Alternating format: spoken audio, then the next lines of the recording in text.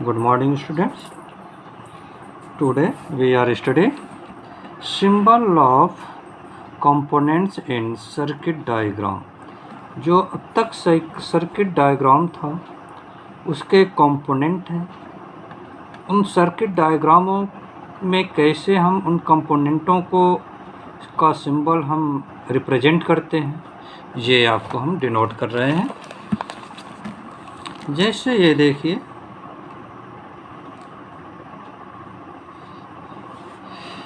Cell है, symbol of components in the circuit diagram. ये lining name of components होंगे, ये सिंबल्स होंगे। सेल को एक लार्ज लाइन और दूसरी स्मॉल लाइन से इंडिकेट करते हैं। लार्ज लाइन पॉजिटिव पोल को और स्मॉल लाइन नेगेटिव पोल को इंडिकेट करती है। तो दोनों साइड ऐसे जो है कि स्ट्रेट लाइन ड्रा कर देते हैं। इसके बाद बैटरी है। बैटरी में ये सेल का जो है कई कम्बिनेशन कर देते हैं, कई सेल को एक साथ ऐड कर देते हैं, तो combination of cell is called battery.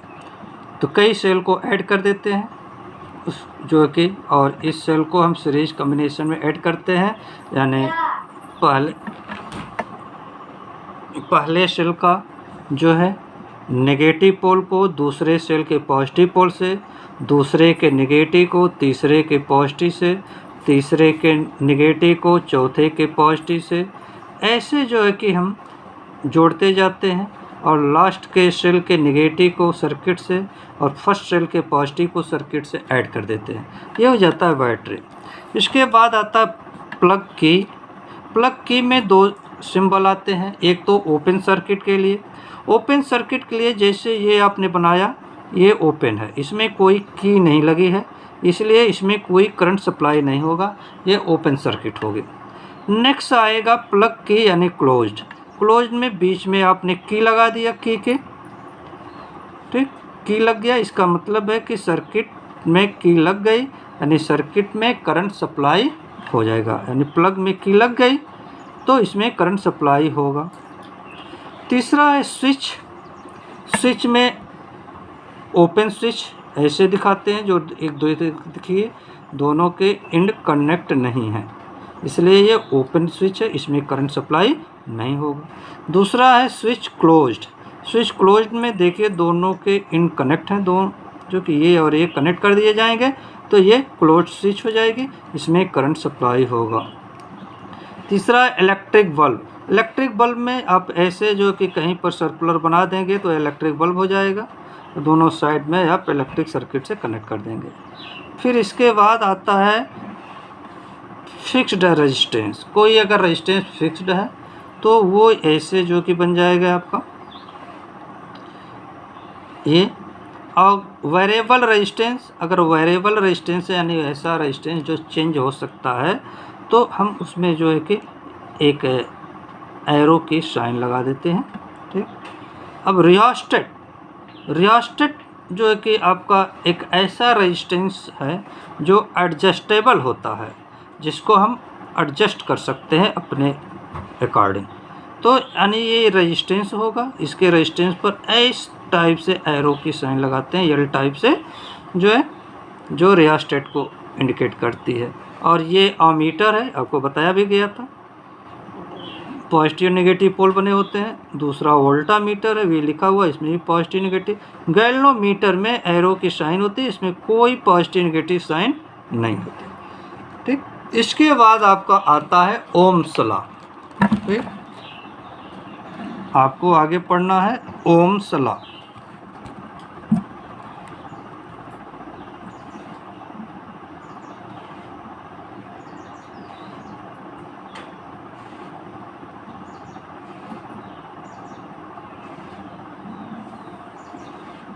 Ohm's law.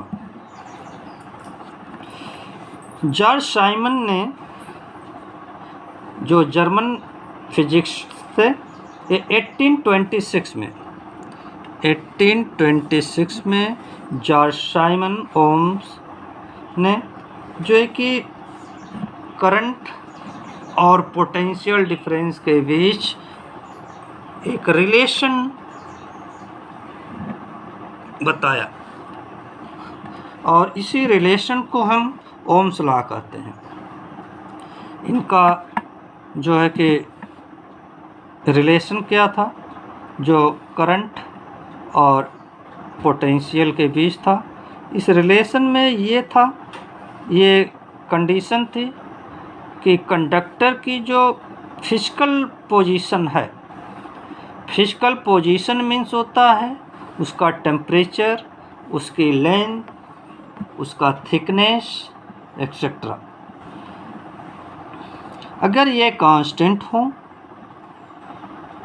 तो उसमें जो सप्लाई करंट होगा वो करंट उस कंडक्टर के बोथ एंड के बीच के पोटेंशियल डिफरेंस के डायरेक्टली प्रोपोर्शनल होगा। यानी कोई कंडक्टर है, मानिए ये कंडक्टर सपोज करिए, इस कंडक्टर में कितना करंट सप्लाई होगा, ये करंट आई है, ये सप्लाई करंट इन दोनों एंड, कंडक्टर के दोनों एंड के बीच जो पोटेंशियल डिफरेंस होगा, इस पोटेंशियल डिफरेंस के डायरेक्टली प्रोपोर्शनल होगा। ठीक, तो according to Ohm's law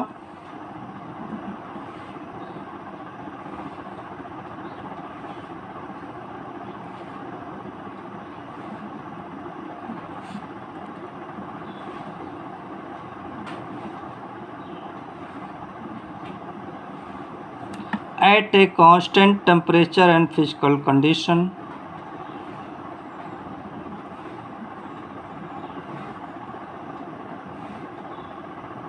at a constant temperature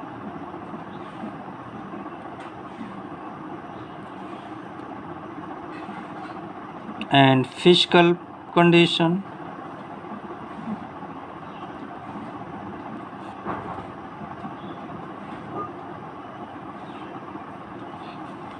physical condition of conductor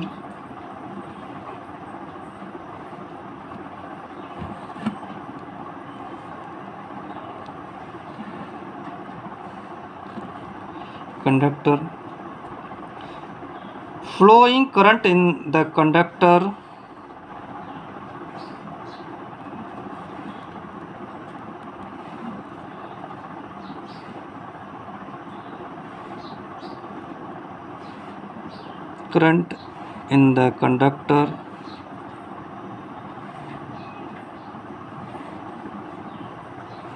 is directly proportional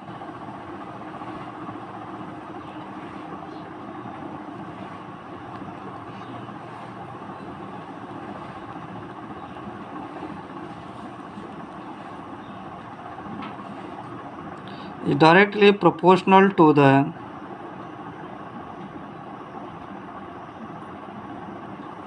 potential difference across the end of the conductor.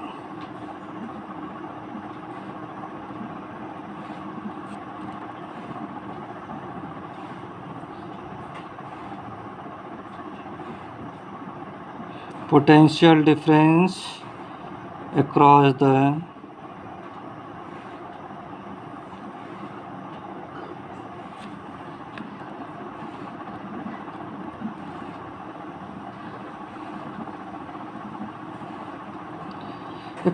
end of conductor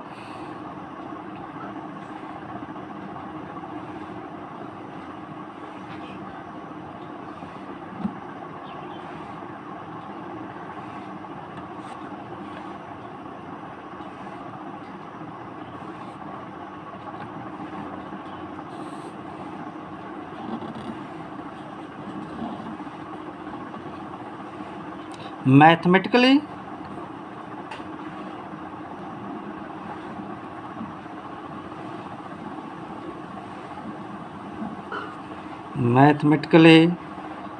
this law can be stated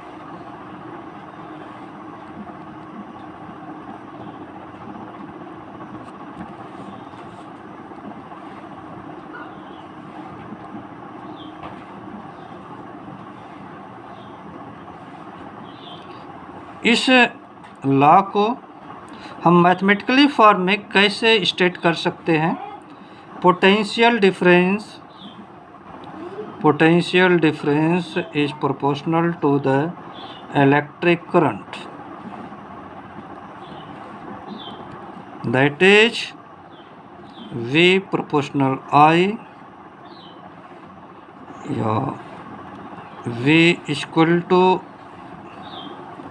R into I, where R is proportionally constant and known as resistance of conductor.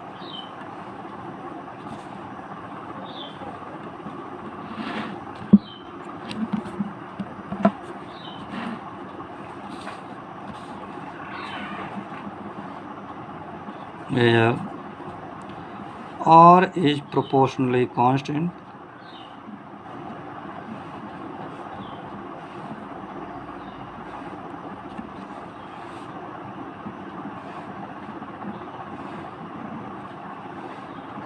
and called resistance of the conductor.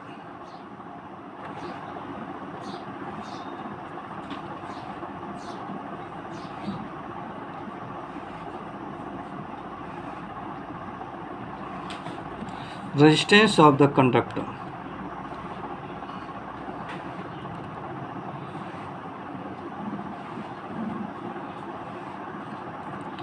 V upon I is equal to R.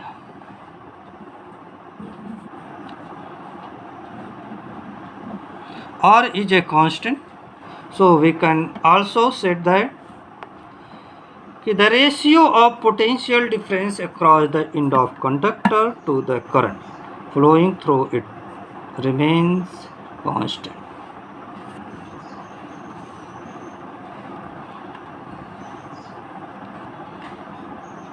If temperature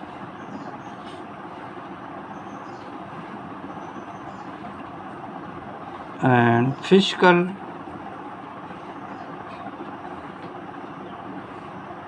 condition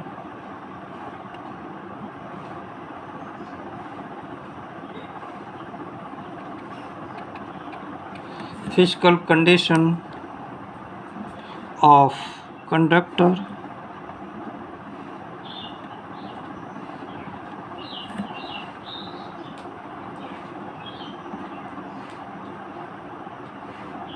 are constant,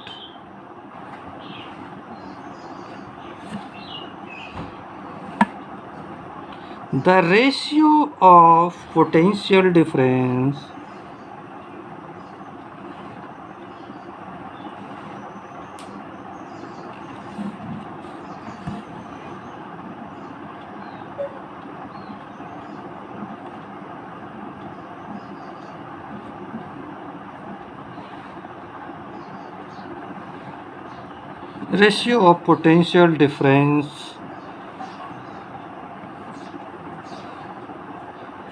the end of conductor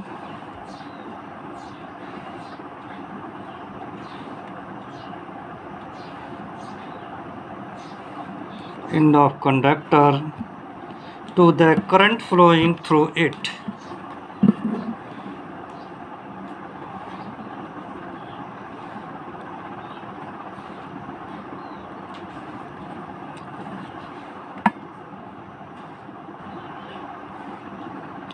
To the current flowing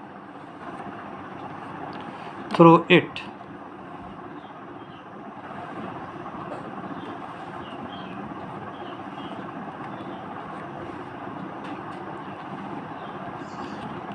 Remains constant.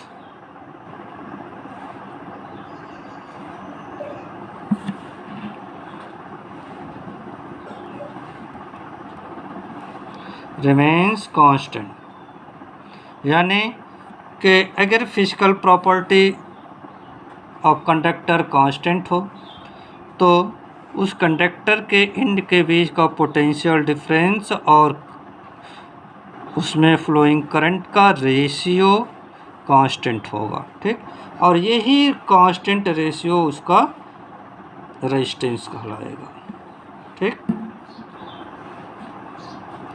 अब V और I के बीच V proportional I, यानी V और I के बीच अगर हम graph plot करें तो ये ग्राफ एक स्ट्रेट लाइन मिलता है। ठीक,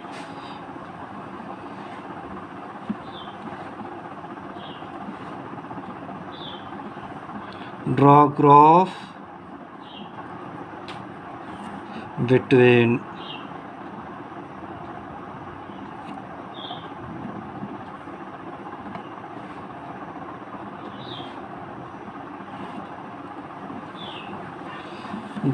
between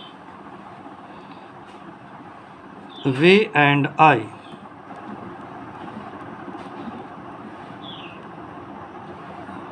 Is a straight line.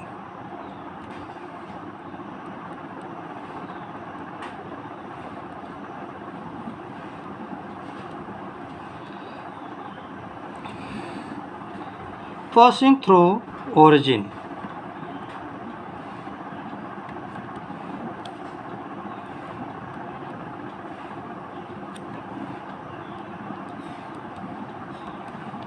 Passing through origin as figure.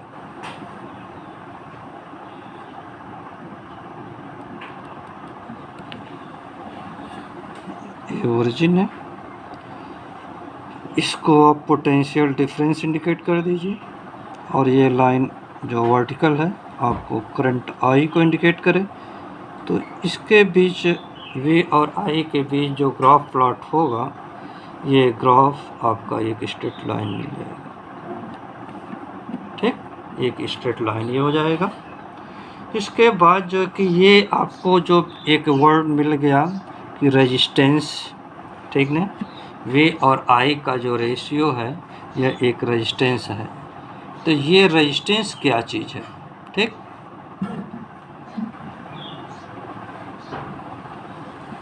ये रेजिस्टेंस किसी भी कंडक्टर की वो प्रॉपर्टी है जिसके थ्रू कंडक्टर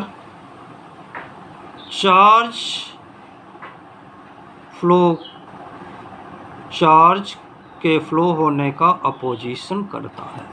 यानी वो प्रॉपर्टी ऑफ कंडक्टर जिसके थ्रू कंडक्टर चार्ज के फ्लो होने का अपोजिशन करता है। ठीक, यानी कि आप इसको लिख सकते हैं property by virtue of the conductor which opposes the flowing charge.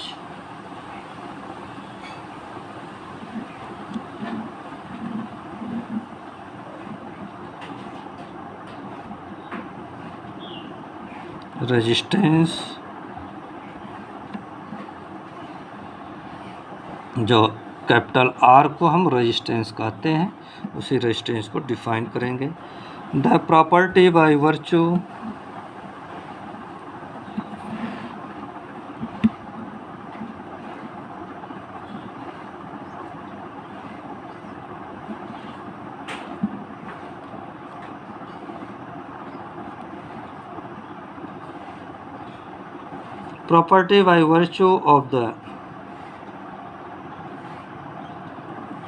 of the conductor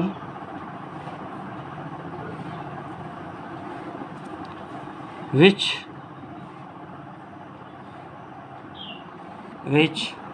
opposes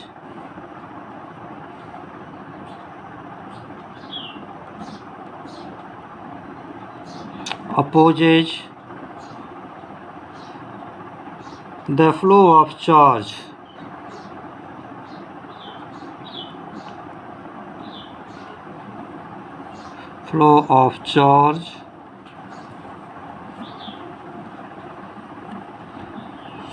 through the conductor.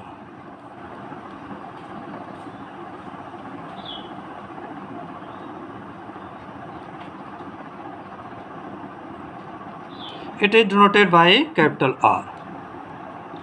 ठीक,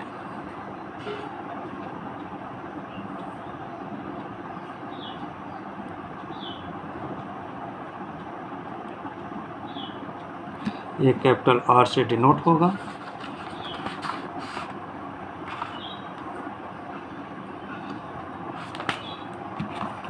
नेक्स्ट आपका आ जाएगा यूनिट ऑफ रेजिस्टेंस। इस रेजिस्टेंस की यूनिट क्या होगी?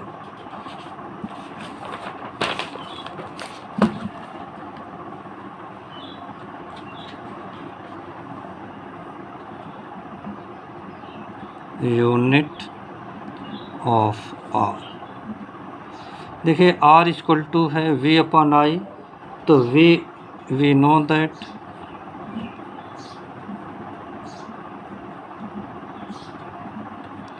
Are equal to V upon I, तो unit of R equal to unit of V की है वोल्ट अपॉन आई की करंट एम्पियर, तो ये हो गया वी अपॉन ए यानी वोल्ट पर एम्पियर, और वोल्ट पर एम्पियर को हम कहेंगे ओम।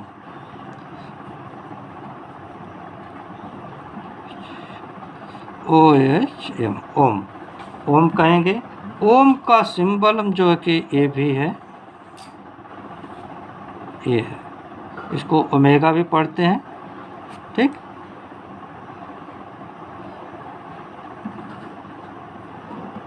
Okay, thanks.